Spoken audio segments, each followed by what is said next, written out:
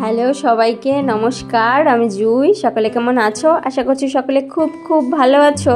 তোমাদের সকলকে জানাই শুভ সকাল। তোমাদের সকলের আজকের দিনটা খুব খুব ভালো কাটুক। ফুলগুলো দেখে চিনতে পারছো তো? ওই যে সেদিন আমার গাছটাকে ছাঁটাই করে যে ফেললাম ডালগুলো, ওই ডালেরই অংশ। আসলে এই যে ফুলের কড়িগুলো ছিল, এগুলো ফেলতে ভীষণ রকম মায়া লাগছিল, তাই ওই যেগুলোতে বেশ কিছু ফুলের কড়ি ছিল না, ওগুলোকেই কেটে এভাবে একটা বোতলে জলের মধ্যে ভিজিয়ে রেখেছি। আর দেখো, দেখে মনে হচ্ছে না একদম একটা সুন্দর তরতাজা ফুলের বুকে? গন্ধটাও যা বেরিয়েছে না, সকালে এক ঝাঁক করবি ফুল আমাকে হেসে হেসে যেন মনে হচ্ছে শুভ সকাল জানাচ্ছে। সকালটা আজকে সত্যিই খুব সুন্দর শুরু হয়েছে। আজকে জানো তো অনেকটা আগেই ঘুম থেকে উঠেছি। আমার ছেলে এখন পর্যন্ত ঘুমোচ্ছে। আর এই পুটলিটা যতক্ষণ মা বিছানায় আছে ঠিক ততক্ষণ কোনো সমস্যা হয় না। যখনই বোঝে মা পাশে নেই, ব্যাস তখনই উঠে হাজির। সকালে বেশ অনেকটা সময় বাবার কোলে ছিল। আমি সকল বাসি কাজ বাজ সেরে স্নান করে জানো তো আজকে পুজোও সেরে নিয়েছি, আর তারপরেই ছেলেকে ডেকে উঠেছি। আসলে ওকে জানো তো খুব একটা চাপ দেই না আমি এখনও পর্যন্ত। ওই 9টা সাড়ে 9টার দিকে স্কুলে একটুখানি দেরি করেই পাঠাই। আর ঘুমটাও যদিও না উঠতে চায় না সকালে, তাহলে জোর করে আর উঠাই না। ওই লেট করে উঠলে ও একটুখানি ঘুমাতে দেই।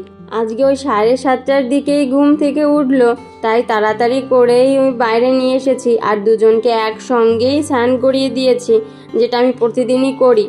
জানো তো প্রতিদিনই ওই একই রুটিন, তবে একই বায়না থাকে, ড্রেস পরবো না, দাঁত ব্রাশ করবো না, এই নিয়ে অনেকটা সময় লেগে যায়। এই পুটলিটা এটা তো এখন পর্যন্ত বায়না করতে জানে না, তাই যেমনটা করি ঠিক তেমনটাই মোটামুটি করে নেয়। কিন্তু ওই বড়টা তো এখন বেশ বায়না শিখেছে, তাই ওই একার পক্ষে সারা সকালটা ওর পিছনে লাগা জানো তো ভীষণ একটা চাপ হয়ে যায়। আর তার জন্য ওই ব্রাশ স্নানটা আমি করিয়ে দিলেও মাঝে মাঝে ড্রেসটা ওর বাবা পরিয়ে স্কুলে নিয়ে যায়। এখন ওই ড্রেসটা ওর বাবা পরিয়ে রেডি করাচ্ছে, ততক্ষণে আমি চলে এলাম একটুখানি রান্নাঘরের কিছুটা কাজ চাপাতে। এর মধ্যে ছেলে আমার রেডি হয়ে গেছে। জানো তো ওই দাঁত ব্রাশ করা, ঘুম থেকে ওঠা, স্নান করা, এগুলো নিয়ে ভীষণ ঝামেলা করলেও স্কুলে যাওয়াটা নিয়ে একদম ঝামেলা করে না। দেখেছো তো নিজে থেকেই ক্যারেজ ব্যাগটা নিয়েছে, আর ক্যারেজ ব্যাগটা একদম হাতছাড়া করতে চাইছে না। তার কারণ কি জানো তো? গতকালকে ক্যারেজ পাঠাতে জানো তো আমার একটুখানি লেট হয়েছিল 10 মিনিটের মতো। ততক্ষণে ওর সকল ফ্রেন্ডসরা ক্যারেজ নিয়ে ভিতরে চলে গেছে খাওয়ার জন্য, আর ওর ক্যারেজ ব্যাগটা একদমই খুঁজে পাচ্ছিল না। ওই অভিমানে ও আজকে একদম হাতছাড়া করছিল না ক্যারেজ ব্যাগটা, যেটা দেখে নিজের একটুখানি গর্ববোধ হচ্ছে যে ছেলেটা আমার একটু একটু করে অনেকটা বড় হয়ে গেছে। আবার মনে মনে ভীষণ কষ্টও লাগছিল যে আমার জন্যই ছেলেটা এতটা কষ্ট পেয়েছে। দাদা স্কুলে চলে গেছে, তাই মুখটা এক রাশ অভিমানে ভর্তি। এরকমই প্রতিদিন জানো তো ও করে। ওর দাদা চলে গেলে না ও ভীষণ রকম একা ফিল করে, মুখে একদম হাসি থাকে না। ও অপেক্ষায় থাকে কখন ওর দাদা ফিরবে। ওর দাদা ফিরলে জানো তো ওর আবার সেই চঞ্চলতা ফিরে আসে। ছেলে স্কুলে চলে গেছে, আর এদিকে যেহেতু আমি ছেলে স্কুলে যাওয়ার আগেই আজকে রান্নাবাড়ি চাপিয়ে দিয়েছি, তাই মেয়ে এখনও ঘুমোয়নি, যদিও একটু পরে ঘুমিয়ে যাবে। তাই ওকে সঙ্গে নিয়েই আজকে রান্নাটা শুরু করছি। জানো তো ওকে নিয়ে ভীষণ রকম রিস্ক হয়ে যায় রান্নাবাড়ি করতে, কারণ ওর হাতটা এত ফাস্ট। ওর ওই ছোট্ট ছোট হাত কখন কিসে হামলা করবে এটা চিন্তা করার আগেই ও হাত দিয়ে বসে। আর করলে জানো তো এক বিন্দু স্থির হয়ে থাকতে চায় না। তাই রান্নাটা ও ঘুমোয় যখন তখনই আমি সারি, এতে আমারও সুবিধা হয়, ওরও একটুখানি কষ্টটা কম হয়। তোমাদের হয়তো মনে আছে আমি ওই যে ছাদে বড়ি শুকাতে দিয়েছিলাম, যেটার আইডিয়া আমার একদমই ছিল না। এবার বড়িগুলো হয়েছে ঠিকঠাক করে কি না সেটাও আমি জানি না, কিন্তু এত কষ্ট করে যখন দিয়েছি তাই ভাবলাম আজকে একটু এক্সপেরিমেন্ট করে একটুখানি ডাল রান্না করি বড়ি দিয়ে।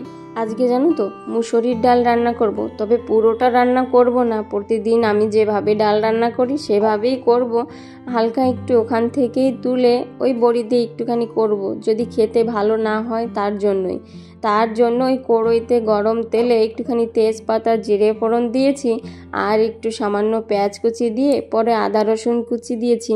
সেটা ভালো করে ভাজা হয়ে গেলে একটুখানি টমেটো কুচি দিয়েছি। আর তোমরা হয়তো একটা জিনিস খেয়াল করছো, আমি যতই আমার মেয়েকে মুখে ব্যস্ত রাখছি কিন্তু ওর হাত কিন্তু একদম স্থির থাকছে না। ও ও এটাই করে জানো তো, ছোটোবেলা থেকেই জানো তো ওকে নিয়ে খুব একটা রান্নাবাড়ি আমি করি না, তাই ওর এইভাবে মানে কোলের থেকে এই সবটা দেখার অভ্যাসটা এখন পর্যন্ত হয়নি। তবে আমার ছেলের হয়েছিল জানো তো। প্রথম মা হওয়ার অভিজ্ঞতা আর আমার দ্বিতীয়বার মা হওয়ার অভিজ্ঞতা দুটো জার্নিই আলাদা আলাদা। অভিজ্ঞতাটা যেমন আলাদা তেমন কষ্টটাও ছিল আলাদা। বাইরে থেকে হয়তো অভিজ্ঞতাটা অনেকেই দেখতে পেরেছে, তবে কষ্টটা ছিল সম্পূর্ণ আমার নিজের একান্তে। যে পরিস্থিতিটা হয়তো শুধু আমারই জন্য, সেটা হয়তো আমাকেই ফেস করতে হতো, আর সেই শক্তিটাও ঈশ্বর আমাকে দিয়েছে। অন্য হয়তো কেউ চেষ্টা করলেও আমার এই কষ্টটা অনুভবও করতে পারবে না আর নিয়ে নিতেও পারবে না। চলো, তোমাদের সঙ্গে গল্প করতে করতে আমার ওই বড়ি দিয়ে ডালটা করা হয়ে গেছে। ওই পাশে লো ফ্লেমে ঢাকা চাপা দিয়ে একটুখানি রান্না বসিয়েছি, আর এই দিকে আমি প্রতিদিন যে ডালটা রান্না করি ঠিক ওই প্রসেসিংই শুরু করেছি। মুসুরির ডাল জানো তো একটুখানি পাতলা পেঁয়াজ রসুন দিয়ে করলে আমার খেতে বেশ ভালোই লাগে। আমি তাই ওইভাবেই করি, একটুখানি জিরে ফোড়ন দিয়ে রসুন পেঁয়াজ এগুলো একটুখানি ব্রাউন করে ভেজে নিয়ে ডালটাকে ভালো করে ফুটিয়ে পরে জিরে গুঁড়ো দিয়ে নামিয়ে নিই। মাঝে মাঝে আদা পেস্টও দেই, সেটাও খেতে ভালোই লাগে। জানো তো রান্নাঘরে একবার ঢুকে পড়লে রান্নাটা শেষ না হওয়া অবধি আমার কিছুতেই মানে অন্য কাজে মন বসে না। ওই রান্নাটা যতক্ষণ না শেষ করব। এইদিকে 10:30 বেজে গেছে, বর টিফিন এনে রেখেছে, কিন্তু আমার এখনও খাওয়ার সময় হয়নি। তাই ডাল দুটো রান্না করে খেয়ে নিয়েছি। ছেলেও আজকে ইডলি খেয়েছে, মেয়েও আজকে ইডলি খেয়েছে। আর আজকে ওই যে একটু তাড়াও আছে, বললাম যে কালকে আমার ছেলের একটুখানি দেরি হয়েছে টিফিন বক্সটা পৌঁছাতে, তাই মনে মনে ভেবেছি এখন থেকে প্রতিদিনই 10 মিনিট আগেই আমি রেডি করে রাখবো, যাতে ওর কোনো রকম অসুবিধা না হয়। টিফিনটা সেরেই সোজা চলে এলাম রান্নাঘরে, কারণ এই যে মিক্স সবজিগুলো দেখছো না, এইগুলোই আমার ছেলেকে দেব আর সঙ্গে আমার মেয়েকেও খাওয়াবো। তার জন্য এটাতে কোনো খুব বেশি মশলা ঝাল লবণ এগুলো দেব না। আর ওই যে তোমাদের সেদিন বললাম যে আমরা সবাই এখন স্যাক্রিফাইস করেই একটা সবজি খেয়ে নিই, তাই আমাদেরও জানো তো ঝাল কম তেলে মশলায় খাওয়া একটা অভ্যাসে দাঁড়িয়ে গেছে। ওর বাবা তো মাঝে মাঝে বলে লঙ্কা কেনাটা ছেড়ে দিলেই তো হয়, শুধু শুধু ফ্রিজে রেখে নষ্ট করার কি আছে।